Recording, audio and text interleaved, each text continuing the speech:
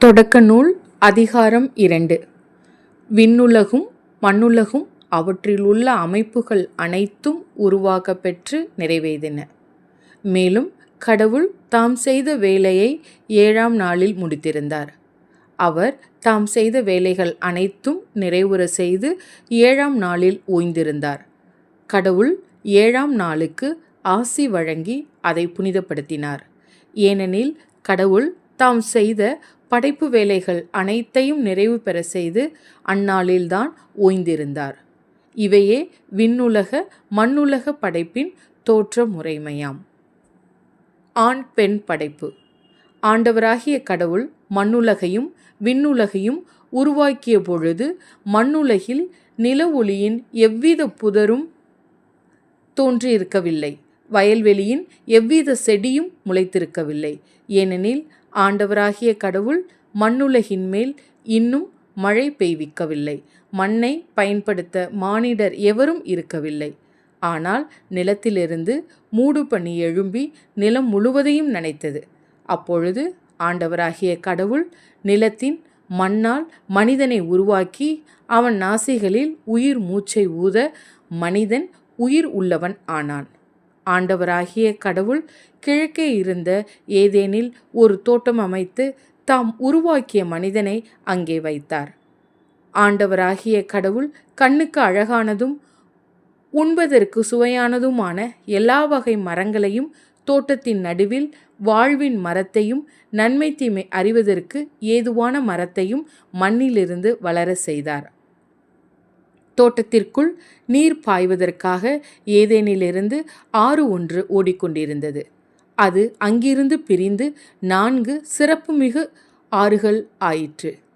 முதலாவதன் பெயர் பீசோன். இது கவிலா நாடு முழுவதும் வளைந்து ஓடுகின்றது. அங்கே பொன் விளையும். அந்நாட்டு பொன் பசும்பொன். அங்கே நறுமண பொருட்களும் வண்ண மணிக்கற்களும் உண்டு. இரண்டாவது ஆற்றின் பெயர் கீகோன். இது எத்தியோப்பியா நாடு முழுவதும் வளைந்து ஓடுகின்றது. மூன்றாவது ஆற்றின் பெயர் திக்ரிசு. இது அசீரியாவிற்கு கிழக்கே ஓடுகின்றது. நான்காவது ஆறு யுப்ரத்தீசு. ஏதேன் தோட்டத்தை பயன்படுத்தவும் பாதுகாக்கவும் ஆண்டவராகிய கடவுள் மனிதனை அங்கே கொண்டு வந்து குடியிருக்க செய்தார். ஆண்டவராகிய கடவுள் மனிதனிடம், தோட்டத்தில் இருக்கும் எந்த மரத்திலிருந்தும் உன் விருப்பம் போல் நீ உண்ணலாம், ஆனால் நன்மை தீமை அறிவதற்கு ஏதுவான மரத்திலிருந்து மட்டும் உண்ணாதே, ஏனெனில் அதிலிருந்து நீ உண்ணும் நாளில் சாகவே சாவாய் என்று கட்டளையிட்டு சொன்னார். பின்பு ஆண்டவராகிய கடவுள், மனிதன் தனிமையாக இருப்பது நல்லதென்று அவனுக்கு தகுந்த துணையை உருவாக்குவேன் என்றார். ஆண்டவராகிய கடவுள் மண்ணிலிருந்து எல்லா காட்டு விலங்குகளையும் வானத்து பறவைகளையும் உருவாக்கி அவற்றிற்கு மனிதன் என்ன பெயரிடுவான் என்று பார்க்க அவற்றை அவனிடம் கொண்டு வந்தார். உயிருள்ள ஒவ்வொன்றுக்கும் அவன் என்ன பெயரிட்டானோ அதுவே அதன் பெயராயிற்று. கால்நடைகள், வானத்து பறவைகள், காட்டு விலங்குகள் ஆகிய எல்லாவற்றிற்கும் மனிதன் பெயரிட்டான். தனக்கு தகுந்த துணையையோ மனிதன் காணவில்லை.